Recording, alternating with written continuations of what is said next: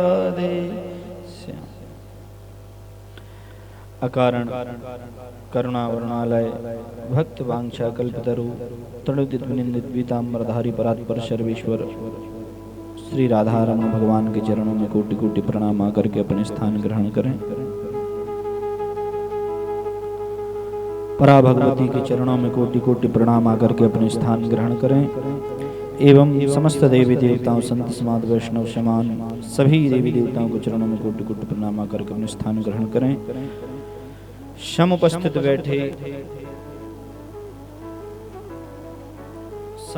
बैठे समस्त भगवत वृंद भगवत चरण अनुरागी मातृशक्ति माताएं एवं चुंगे यूट्यूब और फेसबुक आदि के माध्यम से जो भगवान की कथा सुनेंगे, ऐसे भगवान के प्यारे भक्तों को हृदय में बैठे भगवान को प्रणाम। सबको राधे राधे।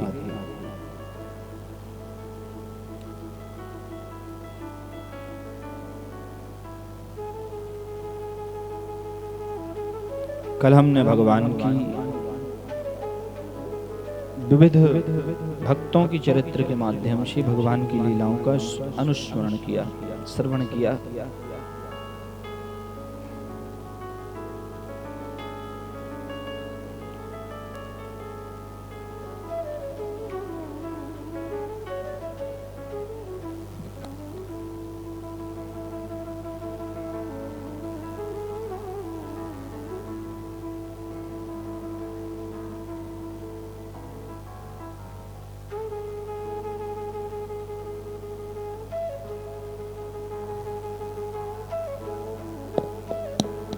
प्रेम से बोलना पड़ेगा।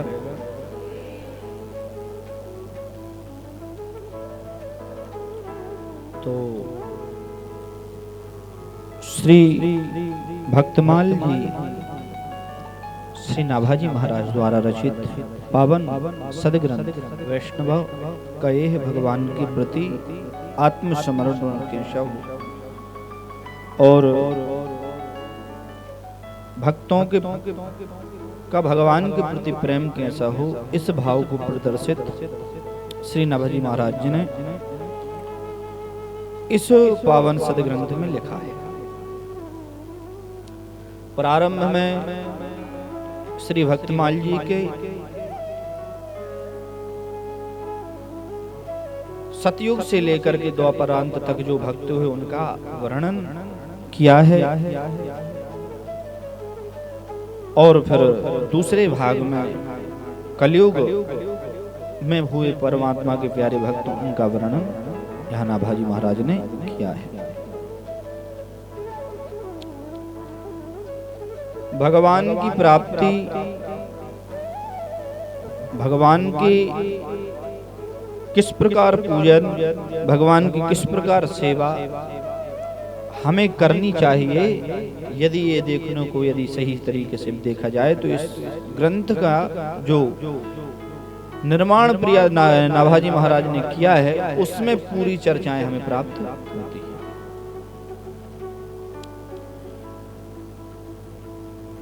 भक्ति 9 प्रकार की होती है और जो 9 भक्तियों में लीन हो जाता है फिर 10वीं भक्ति में उसका शरीर पानी बन जाता है।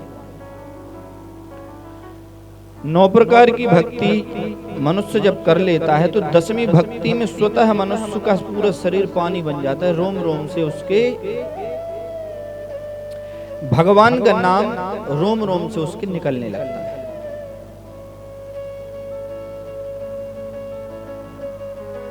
भगवान कपिल अपनी माँ देवहूति को एक बार समझाते हुए कहते हैं, माँ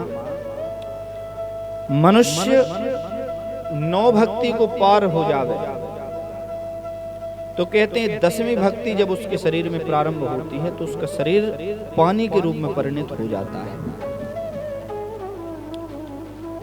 और वह जल भगवान के का अभिषेक करता है, यानी वह भक्त भगवान का अभिषेक कर देता है अपने शरीर से, क्योंकि आत्मसमर्पण हो गया है।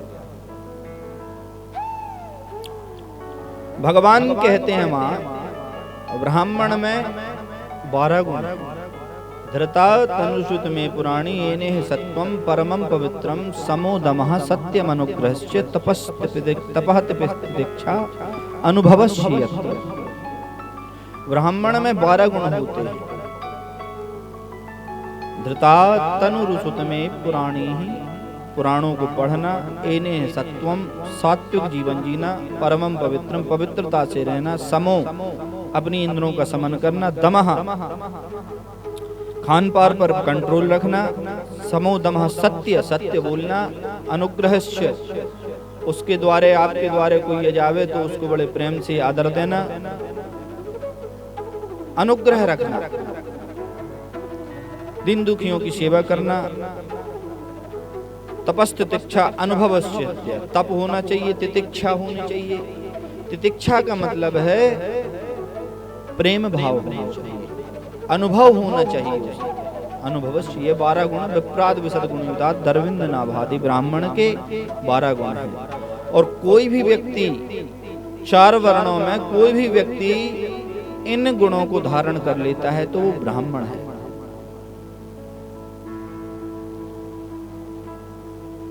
यह सब में होना चाहिए। पर यदि ब्राह्मण इन 12 गुणों से समन्वित है और यदि वह भगवान में निष्ठा नहीं रखता है और भगवान के पूजन पाठ में उसका मन नहीं लगता है, भगवान को नहीं मानता है, तो इन 12 गुणों से समन्वित ब्राह्मण भी श्रेष्ठ नहीं है। तो फिर श्रेष्ठ कौन है? बोले अहोपतस्य स्वपचोतो गरीयान यज्जिह्वाग्रे वर्तते नाम तुभ्यम। बोले कुत्ते को पकाकर खाने वाला चांडाल भी, क्योंकि जो कुत्ते को पका के खाते हैं वो चांडाल है, तो कुत्ते को पकाकर खाने वाले चांडाल भी यदि यज्जिह्वाग्रे वर्तते नाम तुभ्यम, यदि वह सब त्याग करके भगवान के नाम को अपनी जिह्वा के अग्रभाग पर रखते हैं तो कहते हैं उन ब्राह्मणों से श्रेष्ठ वह चांडाल है। क्यों? क्योंकि सब त्याग करके वो भगवान का नाम तो ले रहे हैं, और यदि ब्राह्मण नाम नहीं ले रहा है तो 12 गुण सब में होने चाहिए। तपः, तप का मतलब है व्रत अनुष्ठान करना चाहिए, सबको व्रतों को पालन करना चाहिए। भगवान ने जो नियम बनाए गए हैं भगवान की संविधान में, उन व्रतों को हमें धारण करना चाहिए।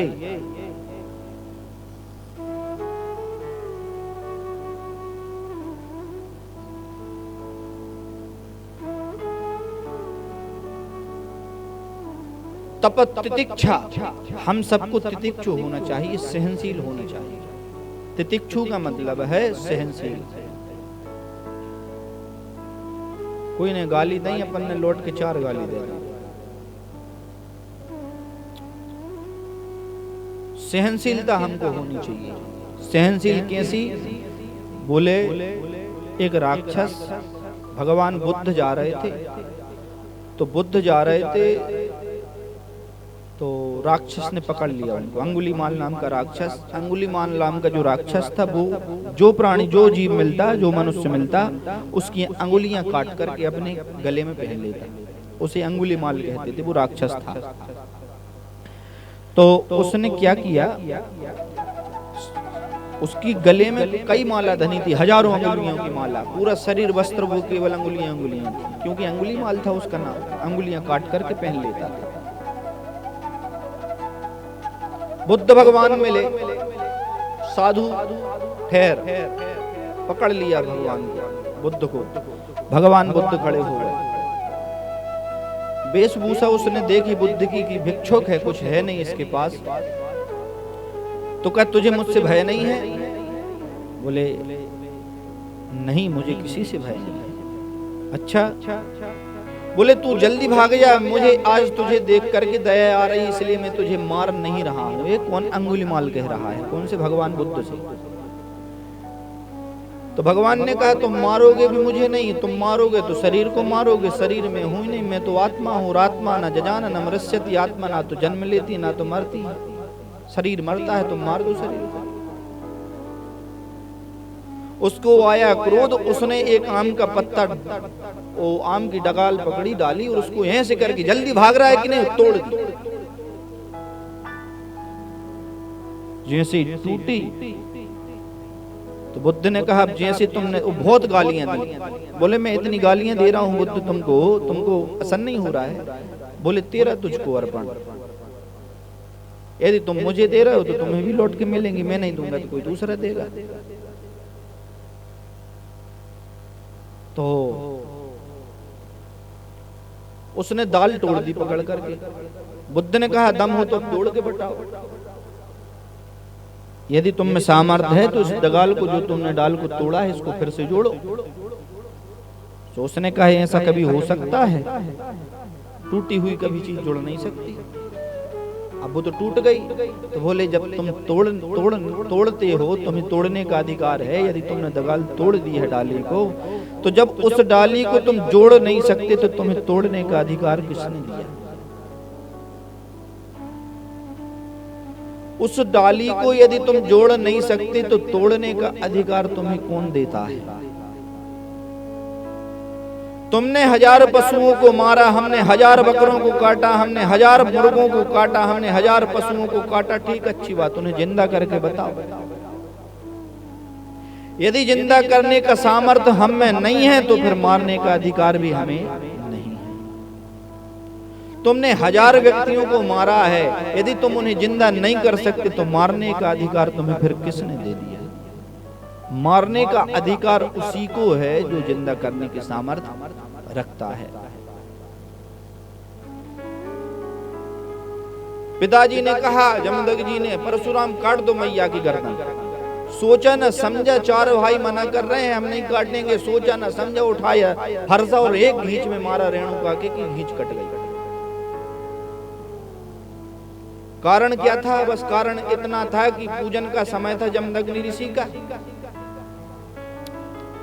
और उनकी मैया रेणुका जी जल भरने गई तो वहां पर कुछ नाव पर बैठे एक राजा रानी सैर कर रहे थे, आपस में बातें कर रहे थे। राजा के सौंदर्य को देखकर थोड़ा सा उनके मन में क्या है कि कितना सुंदर है, इतना बस भाव आ गया कि ये पुरुष कितना सुंदर है, केवल इतना भाव। और जमदग्नि ऋषि महातपस्वी भगवान के पिता हैं जो परशुराम के, लौट करके आश्रम में थोड़ा लेट हुई उनको देखने में। यहाँ पर ये हवन करके उठी थी। उन्होंने जैसे ही उनको देखा, रेणुका जी को चेहरे से पहचान लिया कुछ गड़बड़ बात। आंख बंद करके देखा और मन में आया, उनको ध्यान में आया कि इन्होंने एक पुरुष को क्या कहा था कि ये कितना सुंदर है। तो इन्होंने इस शरीर को देखकर सुंदरता देखी इसको। 4 पुत्रों को कहा सिर कलम कर दो सिर इसका। 4 पुत्र मैया का कैसे काटते सिर? इतने में आए परशुराम जी, कह दिया काट दो। सोचा न समझा, उठाया फरसा और एक फरसा दिया सो मैया की घींच।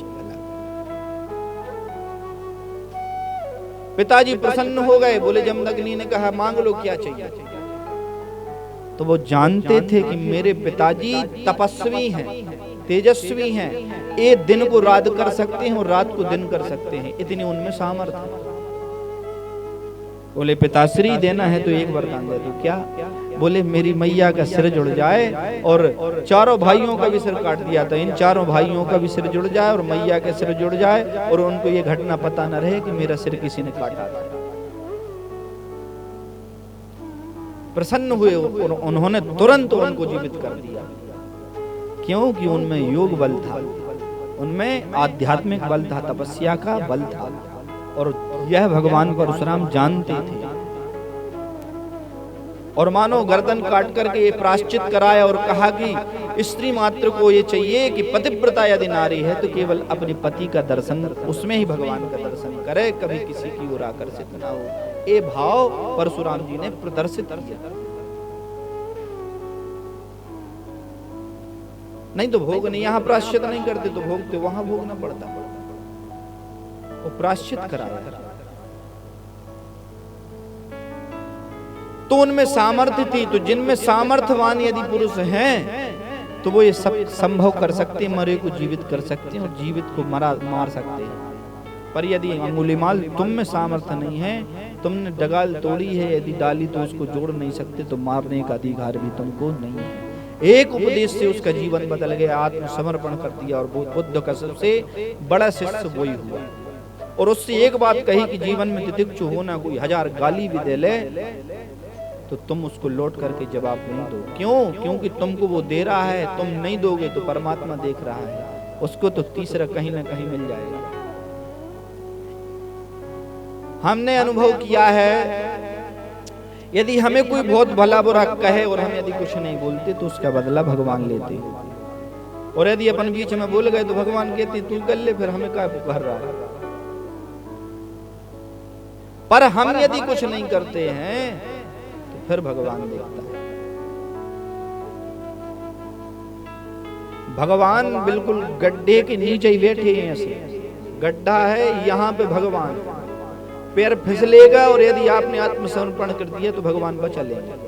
और उस समय भी किसी को पुकारा तो कोई फिर भगवान के तू नहीं को पुकार ले, हम आते ही नहीं। गजराज जल में डूबा, ग्राह ने पैर पकड़ करके उसके खींचा, गजराज जी पहुंच गए जल में, चिल्ला रहे पत्नियों को, हथनियां हसूड़ पे सूड़ पकड़ के तान रही हैं, खींच रही हैं, आई नहीं रहे पास में, खिंच ही नहीं रहे। क्योंकि ग्राह तो जो है जल का जंतु है, वो जल में उसका जो है सामर्थ्य ज्यादा है मगरमच्छ का। अब वो खींचे, अब हाथी घिसता जाए, देवता भी सबरे आगे खड़े हो गए, देवता भी सबरे आगे खड़े हो गए, पर बचा कोई नहीं रहा। क्यों? क्योंकि वो स्तुति गा रहा है, हे प्रभु बचाओ, हे मेरे भगवान मुझे बचाओ, हे अनामी आप जिनका कोई नाम नहीं है, ऐसे परमात्मा को हम प्रणाम करते हैं, बचाओ। सबरे देवता आ गए, वे कह रहे हैं कि हमारा नाम ले तो हमको बचाएं, पर ये तो कोई का नाम ही नहीं। इंद्र कह रहे हैं हम वज्रधारी, हम हमारा नाम ले तो हम भी इसका सटकलम कर दें ग्राह का और बचा ले। ब्रह्मा का है हमारा नाम लो ही नहीं भैया इनने, तो हम काय को बचाएं। शंकर जी आ गए, बोले बम बम तो कह देता, ज्यादा कुछ डूब रहा है कुछ नहीं तो बम बम कह दे तो हम त्रिशूल से इसको बाहर निकाल लें, पर नाम नहीं। पर भगवान नारायण ने कहा जिसका कोई नाम नहीं है वो हम हैं, जिसका कोई नाम ही नहीं है तो अनामी तो भगवान है नारायण, वो आदि पुरुष हैं। बोले जब कोई का नाम नहीं है, सब देवता खड़े हो रहे, नाम भगवान की स्तुति बस कर रहा है, पर उस स्तुति में किसी का नाम नहीं आ रहा है, तो भाई जिसका कोई नाम ही नहीं है वो हम है। तो नारायण अखिल गुरु भगवान नमस्ते।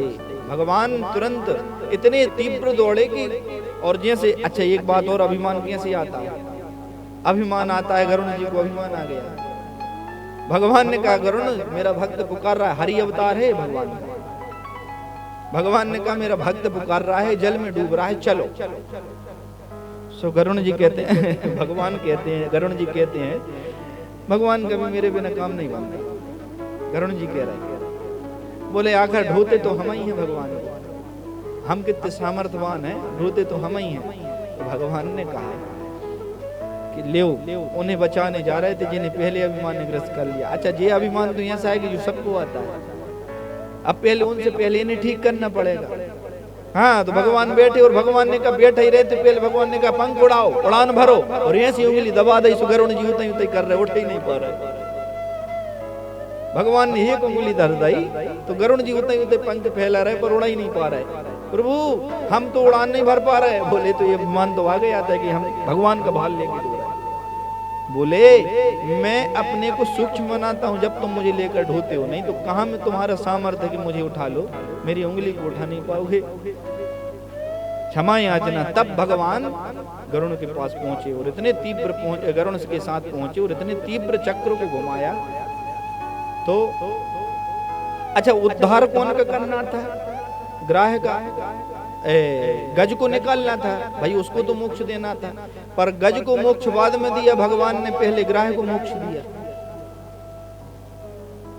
ग्राह जो है भगवान ने उसका सिर काटा और उसको पहले सदगति दी, बाद में तो हाथी को दी, पहले तो मगरमच्छ को दे दी। तो भगवान एक के साथ एक को फ्री में उद्धार काय कर रहे उसका? बोले उसका उद्धार इसलिए किया क्योंकि वो एक भक्त का पैर पकड़े हैं। एक भक्त का पैर कौन पकड़े था? अभिमानी मनुष्य। यदि हमारे अंदर अभिमान है, रहा आए पर यदि हम एक भगवान के प्यारे भक्त की यदि शरण में चले जाएं, उसके पैर को पकड़े रहें, उसकी सेवा करते रहें, तो भगवान उस भगवान के भक्त का उद्धार बाद में करेंगे। जो पैर पकड़े उनका पैर कर देंगे। प्रेम से बोलना पड़ेगा। तो भगवान कहना यही चाहते हैं। एक महात्मा कहते हैं, पाप करें प्रभु जी मिले, पाप करें सुख होए, पाप करें मुक्ति मिले, सो भैया पाप करो सब कोई। अब ये महात्मा कह रहे थे, सो दूसरे महात्मा ने कहा कि पागल हो गए, भांग खा के बैठ गए। पाप करें प्रभु मिले और पाप करें सुख होए और पाप करें मुक्ति मिले, सो भैया पाप करो सब कोई। तो महात्मा जी ने कहा कि आप समझ नहीं रहे हम क्या कह रहे हैं। हम कह रहे पां पकड़ें प्रभु जी मिले, पां पकड़ें सुख होए, पां पकड़ें पांव पकड़ें मुक्ति मिले, सो भैया पांव पकड़ें सब। पांव पैर, पैर पकड़ो भगवान के। कौन के? बोले भगवान के भक्तों के। तो प्रेम से बोलना पड़ेगा। तो श्री प्रियदास जी महाराज अपनी भक्ति रस बोधिनी टीका में विविध भक्तों के भाव को प्रदर्शित करते हुए बताते हैं कि भगवान की भक्ति श्रेष्ठ है। आचार्यों का वर्णन है।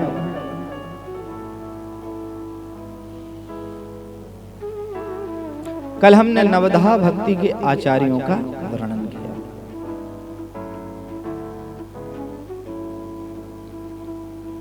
भगवान क्या चीज है, भगवान कौन सी वस्तु है, उस तत्व को जानने वाले भगवान के प्रमुख पार्षद हैं या भगवान के सेवादार हैं। भगवान का तत्व जानने वाले यदि कोई है तो भगवान शंकर, जो जानते हैं कि नारायण कौन है। सुखदेव जी जानते हैं कि भगवान नारायण क्या चीज है। सनक आदि, कपिल, हनुमान आदि भगवान के तत्व को जानते हैं। भक्ति तथा ज्ञान को प्रदर्शित करने वाले और भक्ति ज्ञान को बढ़ाने वाले उन आचार्यों का वर्णन। पुलस्स पुलह भृगु ऋषु दशमस्तत्र नारद आदि जो नारद आदि ऋषि हैं, भगवान की भक्ति का प्रचार करने वाले संत। 18 पुराण हैं, 18 स्मृतियां हैं हमारे सनातन धर्म में। भगवान के सचिव आदि का वर्णन हमने कल संक्षिप्त में बताया था। भगवान के सहचर ब्रजवासी गण, अष्ट सखा, अष्ट सखी आदि। अष्ट सखा भगवान श्री कृष्ण के 8 प्रधान सखा हैं और 8 सखियां श्री राधा रानी की हैं। इनकी चर्चा है। हम जिस भूमि भारत भूमि में रह रहे हैं, इसमें 7 द्वीप हैं। 7 द्वीपों में जो एक जम्बू द्वीप है, उस द्वीप में हम रह रहे हैं। अपन जब संकल्प पढ़ते हैं तो उसमें आता है जम्बू द्वीपे भरतखंडे। 7 द्वीपों में अपना कौन सा द्वीप है? जम्बू द्वीप। जम्बू द्वीप क्यों नाम पड़ा है इसका? बोले यहाँ पर जम्बू कहते हैं जामुन को। अपनी जम्बू द्वीप में सबसे ज्यादा यदि वृक्ष लगे हैं तो जामुन के, इसलिए इस द्वीप का नाम जम्बू द्वीप। जम्बू कहते हैं जामुन को। यहाँ पर इस भारत भूमि में इस द्वीप में सबसे ज्यादा 2 वृक्षों को देखने को मिलते हैं। कौन कौन से? बोले गजाननम भूत गणाधिसेवितम कपित्त, कपित्त जम्बू फलचारक। कपित्त कहते हैं केंता को, कपित्त कहते हैं केंता को, संस्कृत में कपित्त है। और जम्बू यानी जामुन। भगवान यदि सबसे ज्यादा प्रिय केंता और यदि जामुन है तो भगवान गणेश। भगवान आपके और कुछ से प्रसन्न नहीं होंगे, पर उनके सामने केंता रख दो और जम्बू रख दो यानी जामुन रख दो तो भगवान गणेश जी भारी प्रसन्न है। उनको सबसे प्रिय जी 2 फल। इसलिए उनके श्लोक में प्रारंभ में ब्राह्मण जो भी श्लोक पढ़ते हैं, सबसे पहले यही श्लोक आता है, गजाननम भूत गणाधिसेवितम कपित जम्बु फलचार भक्षणम। गजाननम गणेश जी भूत गणादि, भगवान शंकर के भूत और गण जो भी हैं, सबसे ज्यादा कोई फल खाते हैं शंकर जी को जो प्रिय हैं, वे फल शंकर जी को भी जी बहुत प्रिय हैं। उनके भक्तों को जो प्रिय है भगवान को प्रिय है। तो भगवान गणेश जी को प्रिय है। गजाननम भूत गणादि सेवितम, भगवान के भूत प्रेत, शंकर जी के भूत प्रेत यदि भगवान के गण कुछ खाते हैं तो कौन से फल खाते हैं? बोले केता का और काय का? जामुन का।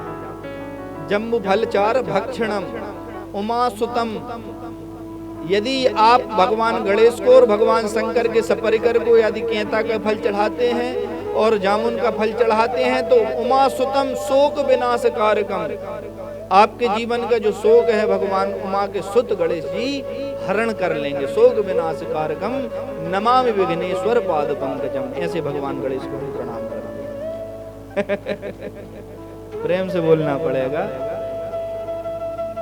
तो उमा सुतम शोक विनाश कारकम नमामि विघ्नेश्वर पाद पंकजम, ऐसे गणेश जी को हम प्रणाम करते हैं। इसीलिए हमें ये फल भगवान को अर्पित करने चाहिए।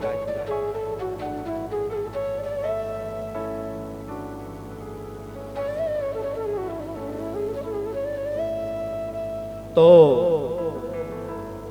आज से हमें ये जानकारी हो गई है कि गणेश जी को सबसे ज्यादा और भगवान शंकर के जो परिकर हैं भूत प्रेत नंदी भृंगी गण, अब और तो शास्त्रीय विधान आपको हमको पता नहीं है, पर जान करके भगवान को वस्तु अर्पित करने से हमें अभीष्ट फल की प्राप्ति होती है। अब हमें पता चल गया कि भगवान शंकर जी के गणों को क्या चढ़ता है।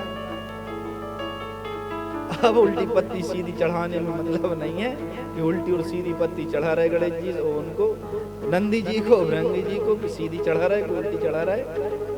पूजा करने में ब्राह्मण हार गए। एक बार पंडित जी पूजा करा रहे थे, सबको पूजा कराते कराते उल्टी शंकर जी बेलपत्री तो चढ़ता ही है, उन्होंने चढ़ाई कौन को? नंदी महाराज को। तो चढ़ाने वाले यजमान कहते हैं महाराज उल्टी चढ़ना, आप सीधी चढ़वा रहे, उल्टी चढ़वा रहे, सीधी चढ़ाओ।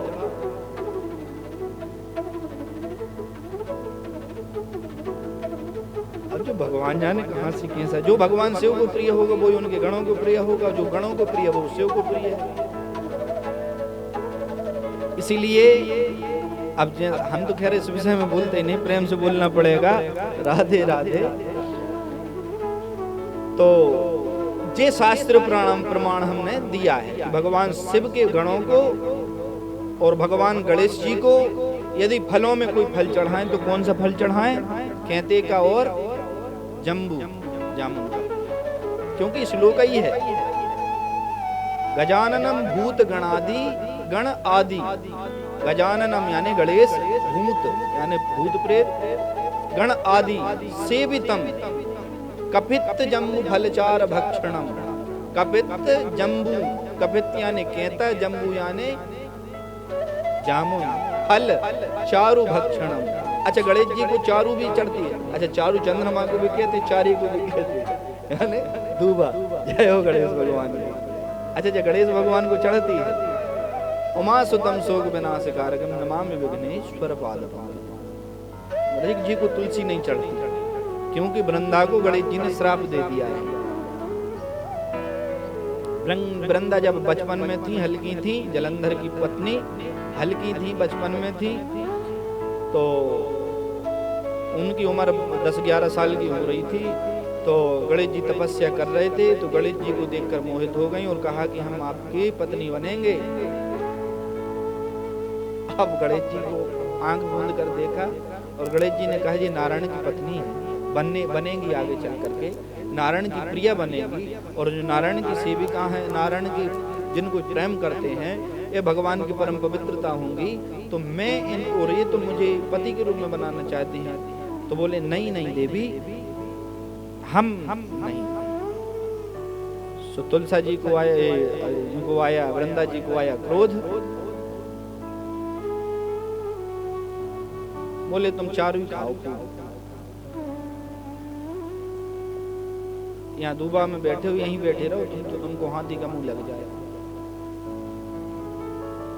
गणेश जी ने कहा बिना किसी कारण के मुझे श्राप दे दिया, बिना किसी कारण के मुझे ऐसा श्राप दे दिया। तो गणेश जी ने कहा मैं श्राप देता हूं कि आज से मेरे हर कार्य में तुम वर्जित रहोगे, आज से मेरे प्रत्येक कार्य में आप वर्जित रहेंगी। कोई आपको लेकर यदि मेरा पूजन करेगा तो उसे मेरे पूजन का फल नहीं मिलेगा। इसलिए गणेश जी को क्या नहीं चढ़ती? तुलसा। तो गणेश जी को तुलसा जी नहीं चढ़ती।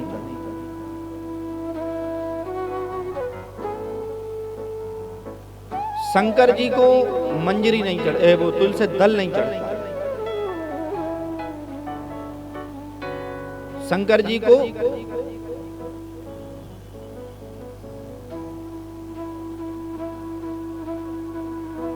दल नहीं चढ़ता, शंकर जी को चढ़ती है मंजरी। आप सब बाद में पढ़ लेना, बैठ जाओ।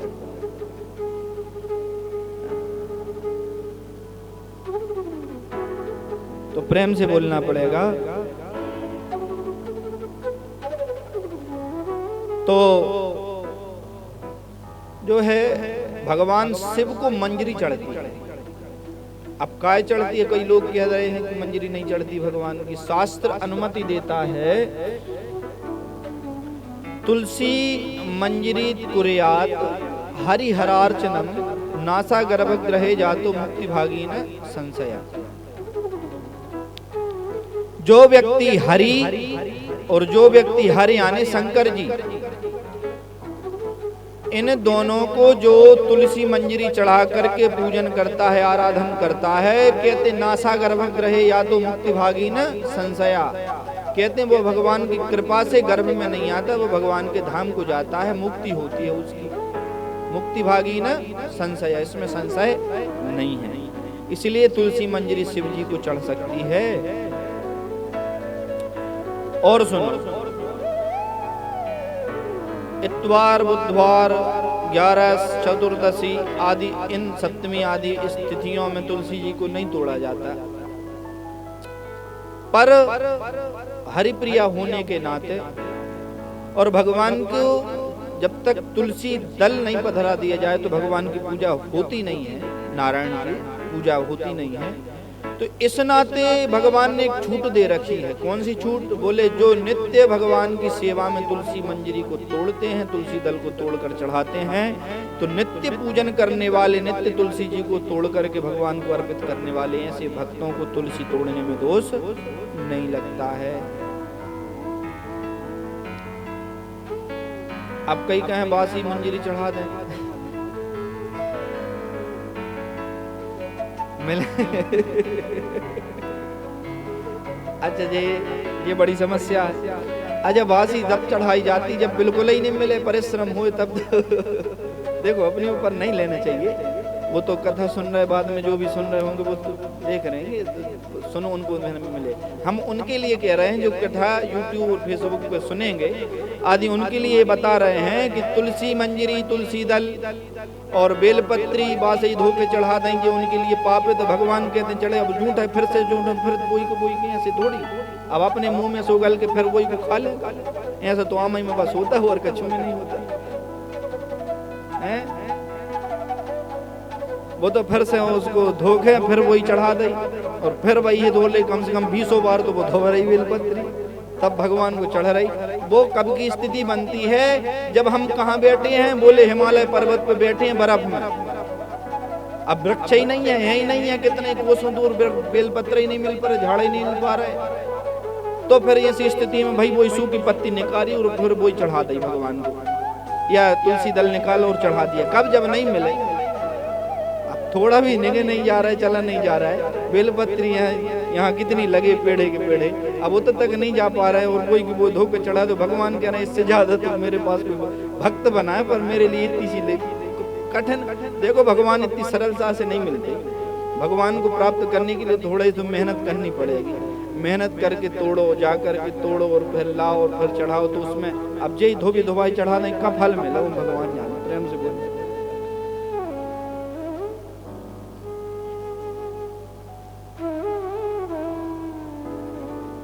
जाओ। फूल नहाकर तोड़ना पाप है।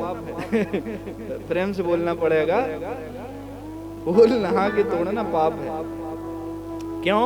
क्योंकि फूल तो बिना ही नहाए तोड़े जाते हैं, और तुलसी दल को बिना नहाए तोड़ना पाप है। तुलसी जी को तोड़ना नहा के, क्योंकि बता रहे प्रेम से बोलना पड़ेगा।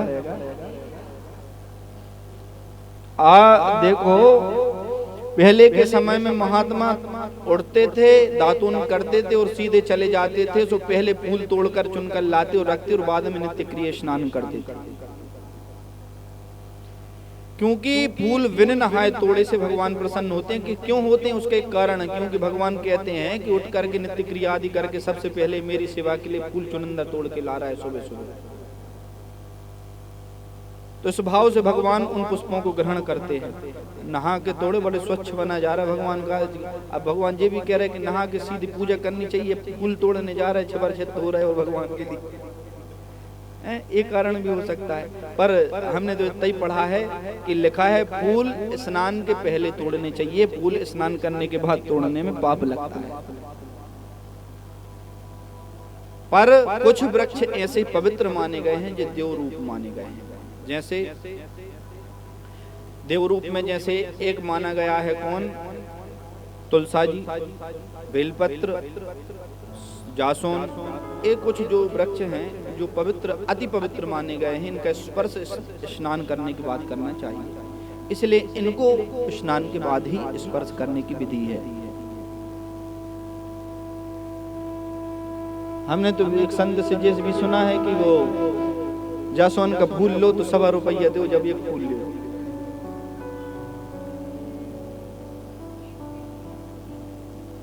जासोन के हमने सुना है कि पहले फूल के पैसा दो फिर बोले फूल, क्योंकि वो बिना। तो प्रेम से बोलना पड़ेगा।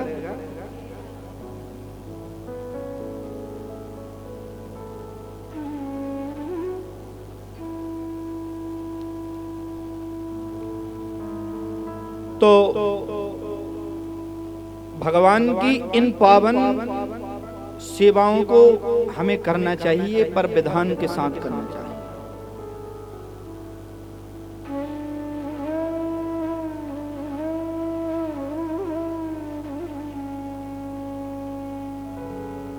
भगवान को धूप अगरबत्ती लगाते हैं तो उसकी एक मुद्रा होती है।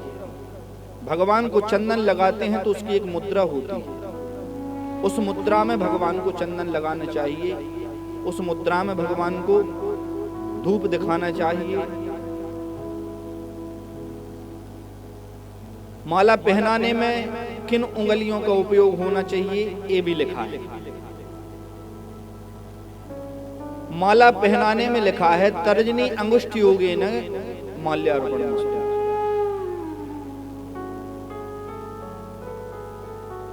तर्जनी इसे कहते हैं, अंगुष्ठ इसे कहते हैं। इन दोनों को पकड़ के ऐसी माला भगवान को पहनाना चाहिए।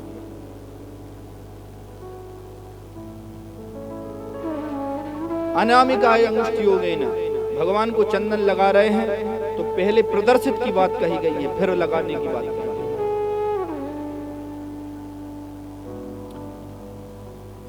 प्रमाण के साथ कह रहे हैं, टीवी पे देखेंगे सो कई जने कहेंगे महाराज कछु कछु बक रहे।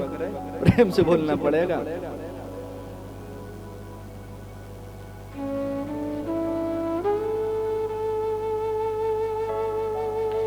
लिखा है चंदन लगाने की विधि में कनिष्ठा मूल गतांगुष्ठ योगेन गंध मुद्राम प्रदर्शित।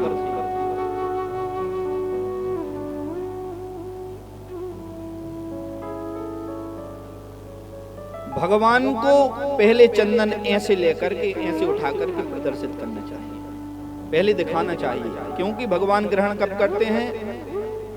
बोले चक्षुषा ग्रहणामि पद्मदेत। आप जो भी वस्तु भगवान को अर्पण करते हैं, भगवान अपनी आंखों से पहले देखते हैं, तभी उनको स्वीकृत होती है। तो पहले भगवान देखते हैं उस वस्तु को कि आप जो चढ़ा रहे हैं। इसीलिए तो, क्योंकि उनके लिए, उनके विषय में कहा गया है कि नौवेद्यम परसु नित्यम चक्षुषा ग्रहणामि पद्मजेत। भगवान जो भी वस्तु ग्रहण करते हैं अपनी आंखों से देख ले तो भगवान की वो वस्तु हो गई, भगवान ने स्वीकार कर ली। इसलिए हम पहले भगवान को बताएं। तो पहले तो हमने ऐसा चंदन बताया गंध, फिर उसके बाद इससे अनामिका, इससे भगवान को चंदन।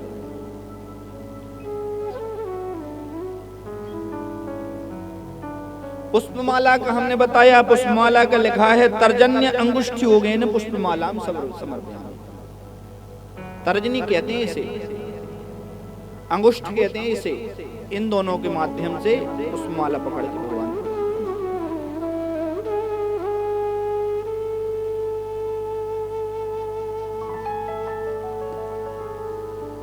और सुनो।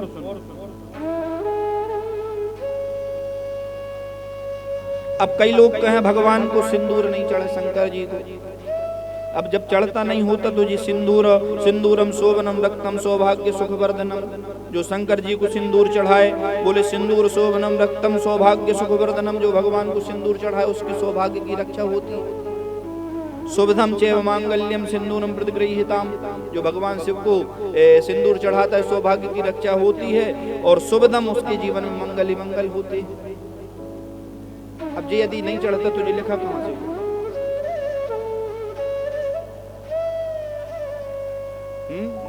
बोल सिंदूर, सिंदूर तो वही है दादाजी का सिंदूर, मेन सिंदूर वही है। ये तो रो रही है जबरदस्ती की, जिसमें का मिलो माहौल प्रेम से बोलना पड़ेगा। अपन ने हमने छत्तीसगढ़ में कथा करी, वहां पे हर मैये वही बारो सिंदूर लगाए माथे में। मेन तो वही है। सीता जी वही लगाती थी। जब तो वो देख के हनुमान जी को कहा कि आप ये लगाती हैं उससे क्या होता है? बोले हनुमान जी ने पूछा कि मैया ये आप इतना सा लेकर के मांग में भर लिए तो इसमें होता क्या है? बोले भगवान श्री रामचंद्र जी बहुत प्रसन्न होते हैं उन, और इसके लगाने से भगवान का कल्याण होता है, भगवान बहुत प्रसन्न होते हैं। बोले आप इतना सा लगा रहे हैं, हम तो पूरे शरीर में लगाएंगे, और भगवान ने पूरे शरीर में लपेट लिया। तो मेन तो वही है, अपन तो जबरदस्ती माहौल घरा लगा रहेगा। और आजकल तो बेटी भी आ गई, इतना से यहाँ से लगा लिया, इतनी सी तन्नक सी लगी भी नहीं, कछु लगे तो पता ही नहीं चल, इनको ब्याह भाव नहीं। प्रेम से बोलना पड़ेगा।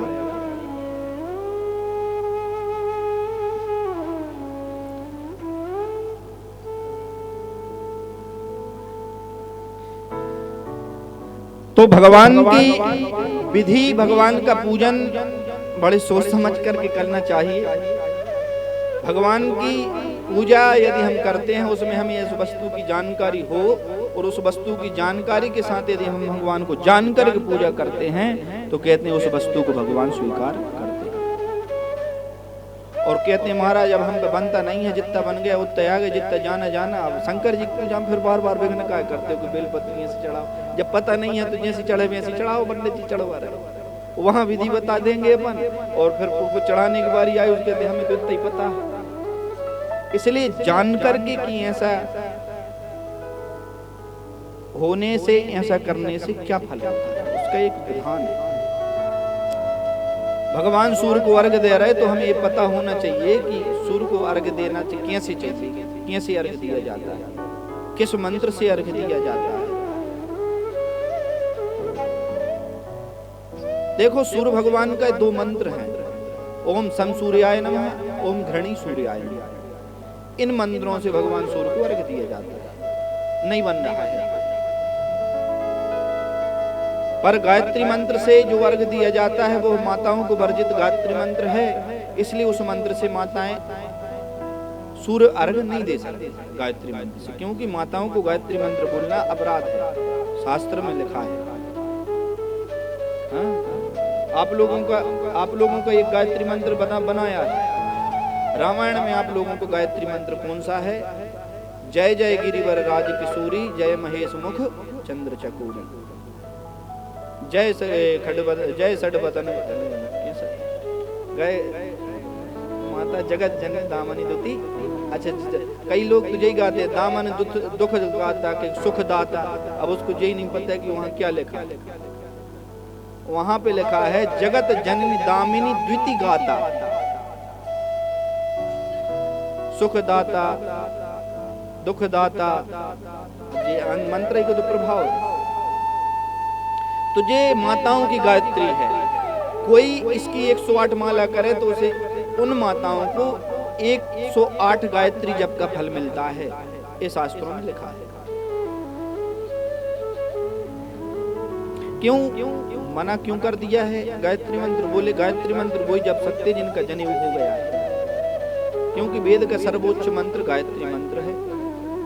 और सर्वोच्च मंत्र जो प्रधान मंत्र है जिससे ब्रह्मांड की रचना हुई है, यदि हम, और हर जगह तो बोलना नहीं चाहिए, गोपनीय मंत्र है, और उसको यदि हम बोलते हैं और हर जगह बोल देते हैं तो पाप लगता है। क्यों? क्योंकि गायत्री मंत्र वेद का सर्वोच्च मंत्र है, उससे ब्रह्मांड की सृष्टि हुई है। तो उस मंत्र को जब ही बोला जा सकता है जब आप और हम जनेऊ धारण किए हों, और माता होते तो जनेऊ होते नहीं है, इसलिए उनको बोलने का अधिकार नहीं दिया गया है। जबकि देव प्रधान गायत्री माता ही हैं, पर गायत्री माता संतुष्ट नहीं होती बोलने से।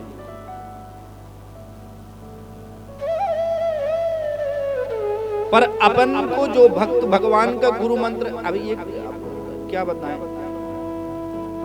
गुरु द्वारा जो मंत्र है वही हर व्यक्ति का सर्वोच्च मंत्र है, इसलिए गुरु मंत्र प्रधान है। गुरु मंत्र को जपना चाहिए। यहाँ पर पैहारी कृष्णदास जी भगवान, यहाँ पर अब हमारे संप्रदायों का वर्णन प्रियादास जी ने किया है।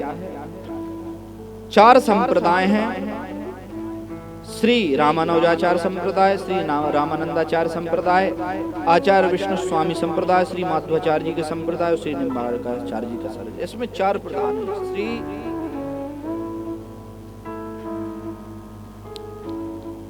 उन्हीं की परंपरा में अनेक भक्त हुए हैं, उन्हीं परंपरा में एक भक्त हुए हैं श्री यामुनाचार्य महाराज। उन्होंने, यामुनाचार्य जी महाराज ने अपनी भक्ति में लिखा है कि व्यक्ति का उद्धार कैसे होगा।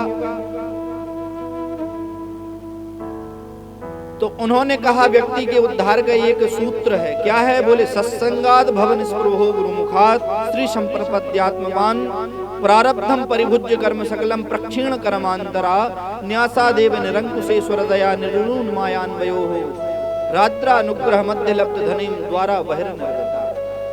व्यक्ति अपना यदि कल्याण चाहता है तो सबसे पहले वह सत्संग करे, भगवान के प्यारे भक्तों का सत्संग करे, उनके पास जावे, उनके चरण पकड़े, भगवान की कथा सुने। होगा क्या? बोले सत्संगाद भव निस्पृहो गुरुमुखात्, गुरु से मंत्र ले, उसका जप करे, श्री संप्रपाद्यात्मवान, और फिर जो प्रारब्ध में लिखा है उसको भोगे। हमको दुख आवे तो हमें शहर से भोगना चाहिए, ये नहीं कि उनको कटवाने के लिए हम इसके पास जा रहे हैं उसके पास जा रहे हैं। नहीं नहीं नहीं, प्रारब्ध का जो लिखा है उसको भोग लेने से ही आपको आगे सुख मिलेगा। क्योंकि आपने अभी कटवा लिए, भगवान की भक्ति करके चलो जैसे से कटवा लिए, तो कहते हैं वो संचित जो पाप हैं आपके अभी थोड़े काट देंगे, पर आगे चल के तो भोगना पड़ेगा। इसलिए कोई ने पूछा, किसी भक्त से भगवान ने पूछा कि पहले क्या चाहिए, सुख चाहिए दुख चाहिए? पहले तो सबरे दुख ही दे दो, क्योंकि जो भोग लेंगे तो सुख आएंगे यहीं। इसलिए प्रारब्धम परिभुज्य कर्म सकलम, इसलिए प्रत्येक व्यक्ति को ये चाहिए कि पहले जो प्रारब्ध में है, यदि हम गरीब हैं, हमको 2 रोटी ढंग से नहीं मिल पा रहे हैं, क्यों? क्योंकि हमारे प्रारब्ध में इतना ही है, तो हमें शहर से भोगना चाहिए। क्योंकि आगे भगवान हमारी गली साफ करते हैं कि आगे तुम सुख भोगो। और अब ये प्रसिद्ध है कि सुख की चक्र चलता है तो फिर पीछे दुख भी लगा रहता है, और दुख जब आता है तो आगे ये सोचना चाहिए कि अब दुख आ रहा है तो उसके पीछे सुख भी है। जितना बड़ा भयंकर दुख होगा उतना ही भयंकर सुख भी होगा, और जितना बड़ा सुख होगा उतना ही भयंकर दुख की तैयारी कर लो कि आने वाला है। देख लो आंख बंद करके कि जो भयंकर दुखी थे आज सुखी हो गए, क्योंकि उनने दुख भोग लिया। और जो दुखी हैं पूर्व में चले जाएं तो देख लेना उनके पूर्व में वो सुखी थे। क्योंकि प्रारब्धम परिभुज्य कर्म सकलम प्रक्षीण कर्मांतर, प्रारब्ध भोग लेने से रास्ता भगवान साफ कर देते हैं। रात्र अनुग्रह मध्य लब्ध धन्य। और जब वह प्रारब्ध को भोग लेता है, भगवान सत्संग करते हुए भी प्रारब्ध को भोगता है और भगवान में निष्ठा रखता है, तो कहते हैं प्रारब्ध भोगने के बाद भगवान में निष्ठा रखने वाला व्यक्ति, गुरु की सेवा करने वाला व्यक्ति, भगवान के मंदिर में जाकर भगवान की सेवा करने वाला व्यक्ति, कहते हैं अंत समय जब उसका आता है तो खटिया पे नहीं पड़ा रहता, बोले रात्र अनुग्रह मध्य लब्ध धन्य। कहते हैं उसका नॉन स्टॉप भगवान ले जाते हैं, उसको मुक्ति कर देते हैं, उसके माथे से यहाँ से प्राण निकलते हैं, यहाँ से प्राण निकल जाते हैं और भगवान के धाम चला जाता है। ऐसा यामुनाचार्य जी महाराज ने भक्ति का संदेश दिया। और फिर भगवान के विविध भक्तों का और भी वर्णन हुआ। अब और भक्तों का हम वर्णन जो है, क्योंकि आज समय बहुत हो गया है और अब दीपदान की क्रिया भी हो गई और आगे क्योंकि आज अभिषेक में भी समय ज्यादा हो गया था, इसलिए भगवान की चरित्र तो इतने हैं, भक्तों के चरित्र तो इतने हैं कि सुनते सुनते पेट नहीं भरता है, सुनते सुनते नहीं आते। इसलिए भगवान के चरित्रों को हम बड़े प्रेम से कल सुनेंगे और भी भगवान के परम प्यारे लाडले जो भगवान के भक्त हैं उनका आनंद हम कल लेंगे। तो आज हम कथा को यहीं विश्राम देते हैं। कल भगवान की दिव्य कथा को हम सुनेंगे, भगवान के चरित्रों को और सुनेंगे और भगवान में निष्ठा कैसी होनी चाहिए, गुरु में निष्ठा कैसी होनी चाहिए और भगवान के प्यारे भक्तों में निष्ठा कैसी होनी चाहिए। कहते हैं एक छोटा सा और प्रसंग आया है, उसके बाद विराम दें। गुरु में निष्ठा कैसी होनी चाहिए इसके विषय में बताया है कि एक राजा थे, उनकी एक पुत्री थी, एक वो भगवान का स्मरण किया करती थी, भगवान को रोज मनाया करती थी। एक भक्ति कैसा होना चाहिए उसके बाद में गुरु में निष्ठा कैसी होनी चाहिए। उसको ये नहीं पता कि गुरु दुराचारी है कि गुरु पापी है, कैसा है। उसको तो ये पता है कि गुरु हो है और गुरु ने जो दिया है उसको जपने से भगवान मिलते हैं। एक चोर ने देखा कि ये भगवान के भक्त है और भगवान आजकल भगवान की आड़ में क्या क्या कर जाते हैं, तो उसने देखा कि राजकुमारी जो है राजा की पुत्री बहुत भगवान में निष्ठा रखने वाली है। बोले इसके माध्यम से मुझे सोना मिल सकता है, बहुत आभूषण मिल सकते हैं। और वो तो डाकू था, तो डाकू उसने क्या किया, एक संत का वेश बनाया और संत का वेश बना करके गृह में गया, राजा के यहाँ गया और उस पुत्री से बोले यदि तुमको भगवान की प्राप्ति करनी है तो मैं तुम्हें भगवान से मिलाने ले चला। अब उसने सोचा कि भगवान से मिलाने मुझे ये ले जाएंगे, संत आए हैं तो मैं निश्चित जाऊंगी चाहे कुछ हो जाए। तो उस डाकू ने कह दिया, संत वेश में आया था, उसने कहा एक काम करो, आज शाम को अच्छे आभूषण पहन लेना और अच्छा सोना चांदी रख लेना और खूब सज धज के भगवान के सामने जाना, भगवान को देखेंगे तो भगवान तुमको मिल जाएंगे, भगवान की प्राप्ति हो जाएगी। उसने ये नहीं सोचा, 12 वर्ष की बच्ची थी, भयंकर आभूषण राजा था, तो वो राजा था वो तो उसका पिता बहुत आभूषण पहने और पोटली में बहुत धन रखा और बता दिया उन महात्मा जी ने, डाकू महात्मा जी ने कि चौराहे पे आ जाना, हम ले चलेंगे। तो सब पूरा अच्छा रखा ये बर जाता और पूरा निकल के आ गए और चौराहे पे डाकू जी मिल गए संत वेश में। बोले चलो, बोले चले। भगवान मिल तो जाएंगे, बोले अवश्य मिलेंगे, निष्ठा रखो तुम्हें भगवान मिलेंगे। और बैलगाड़ी में बैठा करके ले गए और ले जा करके घने जंगल में जहां भयंकर सन्नाटा था, रात्रि के 9 बजे बोले भगवान चाहिए, बोले हाँ, बोले उतरो। उतर गई वो बालिका, 12-13 वर्ष की बालिका राजा की। उसको कहा कि हाथ जोड़ो, आंख बंद करो, पहले तो पूरे आभूषण उतारो, सब आभूषण उतारे। बोले आप कह रहे थे भगवान देखेंगे, बोले वो देखेंगे, हम बुला रहे हैं, उतारो। तो पूरे आभूषण उतराए, पुटरिया में पूरे बांधवाए और कहा सीधे खड़े हो जाओ। सीधी खड़ी हो गई, वृक्ष से टिक जाओ, टिक गई। हाथ जोड़ो, हाथ जोड़े। बोले अब कहो राम राम राम, इतना कहते जाओ भगवान मिल जाएंगे। मैं भगवान को तुम राम राम रटो जब तक मैं भगवान को लेके आ रहा हूं। और उसने हाथ जोड़वाए और उसको रस्सी से बांध दिया वृक्ष में। बोले गुरुजी ऐसे में बांध, बोले नहीं, निष्ठा बिल्कुल भगवान को लेके आ रहा है। और पूरा बांध दिया और वो कहा राम राम रो, जब तक मैं लेके आ रहा हूँ भगवान को बैलगाड़ी में। और पूरा धन लिया और ले जा करके उस घने जंगल में उस बालिका को रस्सी में कस करके, वह डाकू था वो तो संत के रूप में भाग गया। वो तो कहते हैं रात भर कसी रही वो, दिन भर कसी रही, रात भर भूखी प्यासी कसी रही, वो राम राम रटती रही। उसको आस थी कि मेरे गुरुजी भगवान को लेके आ गए। वो तो डाकू था, वो तो भाग गया, आए नहीं, वो काय को आएगा।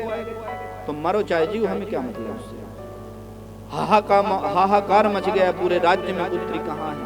3 दिन तक भूखी प्यासी राम राम करती रही। नारद जी को दया आई, नारद जी उतर के आए और आकर के पहुंचे, पुत्री मैं छोड़ दूं तुमको। बोले नहीं नहीं नहीं, मेरे गुरुजी कह गए थे कि भगवान को लेने गए, नहीं जाने कब आ जाए, हम नहीं छोड़ो। सो कह दिया कि वो गुरुजी नहीं थे, वो डाकू था, तुम्हारा धन भाग लेकर के भाग गया, वो नहीं आएगा। बोले मेरे गुरुजी के विषय में कुछ नहीं कहना।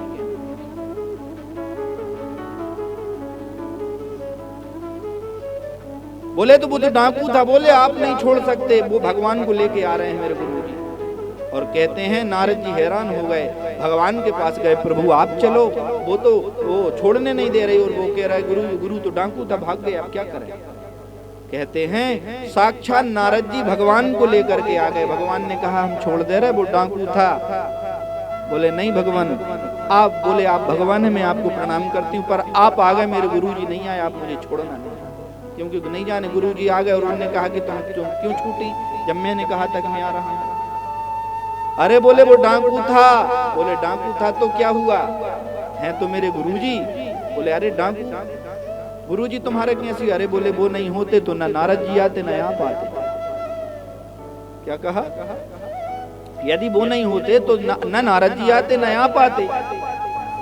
मेरे गुरुजी हैं, मेरे गुरुजी कह गए थे राम राम रटो, में भगवान को लेके आ रहे। अब वो फंस गए किसी काम में तो ठीक है, पर नारद जी भी आ गए और आप भी आ गए, पर मेरे गुरुजी आ जाए। भगवान ने माथा टेका कि वो छोड़ने तक नहीं दे रही। भगवान गए और भगवान ने स्वप्न में जाके आधी रात में उससे कहा कि अरे नालायक, तू उसको कस करके उसका धन लेकर के आ गया, भूखी प्यासी 3 दिन से खड़ी, हम छोड़ नहीं, उसको जा, तुझे धन लेना ले ले, पर उसको तो जाके छोड़ दे। नींद खुली, उसको थोड़ा संकोच हुआ, भगवान का स्वप्न हुआ है, मन में उदासी आई और वो डाकू 3 दिन बाद आया और आकर के छोड़ा, पर भगवान उसको नहीं दिख रहे हैं। नारद जी और भगवान डाकू को, उस भक्ता को दिख रहे हैं। छोड़ दिया। बोले गुरुजी प्रणाम। बोले हाँ। बोले कहाँ है भगवान। बोले जी खड़े। भगवान तो उस डाकू को दिखाई नहीं रही। कहा प्रभु, यदि भगवान ने कहा मांग लो क्या चाहिए। बोले प्रभु आपके धाम में निवास चाहिए। भक्ता ने कहा। भगवान ने कहा चलो। बोले नहीं, मुझसे पहले मेरे गुरुजी को ले चलो। सो गुरुजी थे डाकू। बोले प्रभु हमें नहीं जाना, अब तो इसे ले जाओ। तो कहते हैं भगवान ने उसे भी अभय दिया और बोले आज से तुझे सब छोड़ दे और तू भक्त बन जा। देख तू तो झूठे में कह गया कि भगवान को लेने आ रहे हैं, पर इस भक्ता ने तो तेरे नाम के और तेरी गुरु निष्ठा के कारण मुझे प्राप्त कर लिया।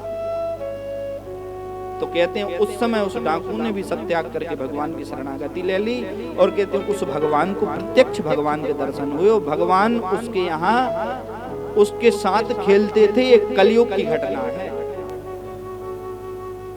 जैसे सूरदास जी के साथ खेलते थे, जैसे मीराबाई के साथ खेलते थे भगवान, ऐसे ही उस रानी भक्ता के साथ भगवान खेलते थे और भगवान ने उसको सदगति दी। ये है गुरु निष्ठा। ऐसी निष्ठा होनी चाहिए। तो आज गुरु निष्ठा के साथ साथ यही कथा विश्राम लेती है। कल हम भगवान की पुनः चर्चा करेंगे, भक्तमाल की चर्चा करेंगे।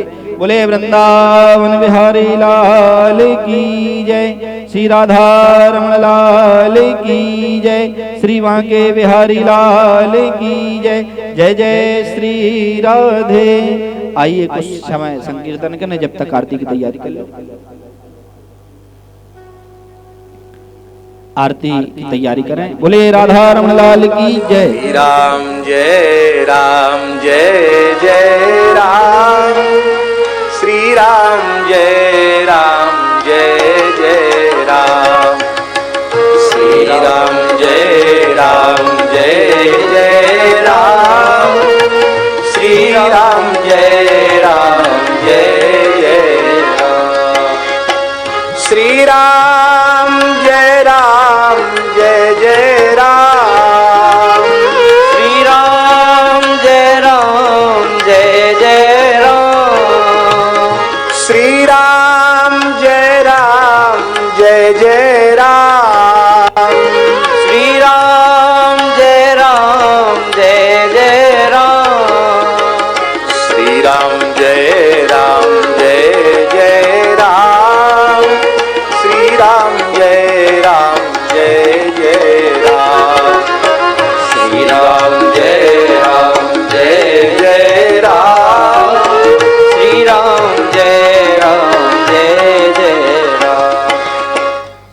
कृष्ण लाल की जय। आरती जलाइए।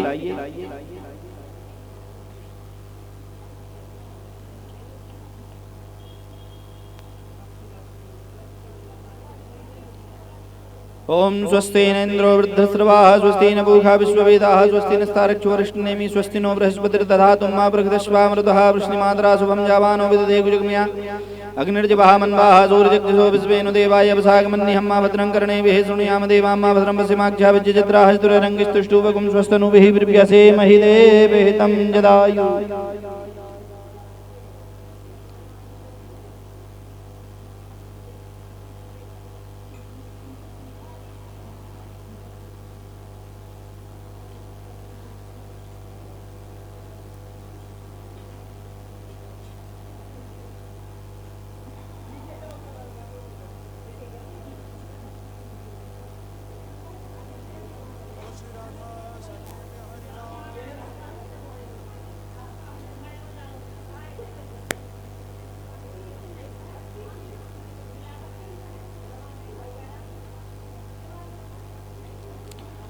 ओम निदगुम अभिः प्रजननं मे स्तुतिशवीरगुं सर्वगणागुं स्वस्तेयात्मसनि प्रजासनि वसुसनि लोकसन्न भयसनि अग्निहिं प्रजं बहुलं मे करोत्पन्नं पयोरेद्वस्मा सुदत्ता ओं चन्द्रवामनसो यादशक्षोः सूर्यो अजायत श्रोत्राद् वायुष प्राणस्य मुखादग्निरजायत।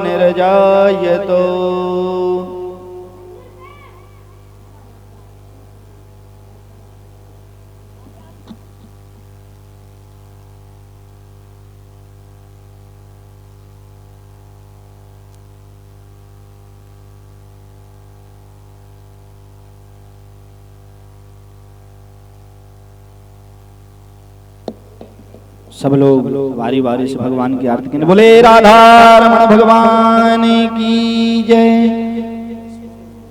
सदा बिहारी लाल पाग बनी पटका बन्यो बनो लाल को भेष श्री राधा सनी बिहारी लाल की मैं दौड़ आरती ले।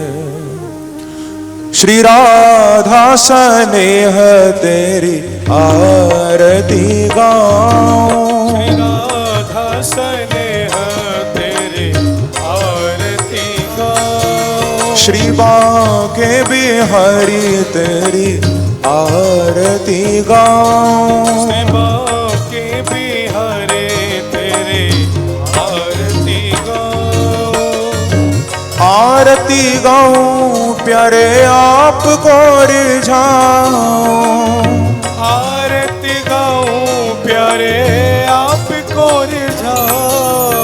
मैं आरती गाऊं प्यारे तुमको रिझाऊं आरती गाऊं प्यारे तुमको रिझाऊं श्री राधा स्नेह तेरी आरती गाऊं श्री राधा स्नेह तेरी आरती गाऊं मोर मुकुट प्यारे शीश पे सोहे मोर मुकुट प्यारे शीश पे सोहे प्यारी बंशी मेरो मन मोहे प्यारी बंशी मेरो मन मोहे देख छवि बलिहारी मैं जाऊं देख छवि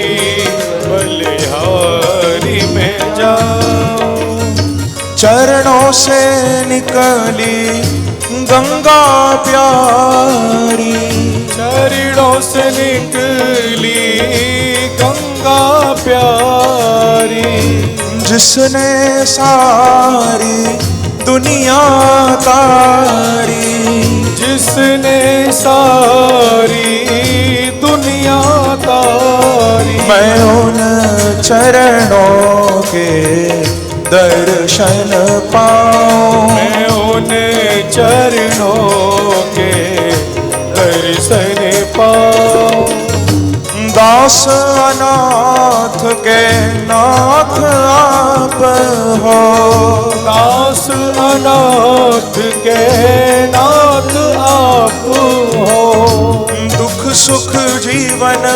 प्यारे साथ आप हो। दुख सुख जीवन प्यारे साथ आप हो। श्री हरि चरणों में शीश झुकाऊं। श्री हरि चरणों में शीश झुकाऊं। श्री हरिदास के प्यारे तुम हो। श्री हरिदास के प्यारे तुम हो। मेरे मोहन जीवन धन हो। मेरे मोहन जीवन धन हो। देख युगल छवि बलि बलि जाऊं। मैं देख युगल छवि बलि बलि जाऊं। श्री राधा स्नेह तेरी आरती गाऊं। श्री राधा स्नेह तेरी आरती गाऊं। आरती गाऊं प्यारे आपको रिझाऊं।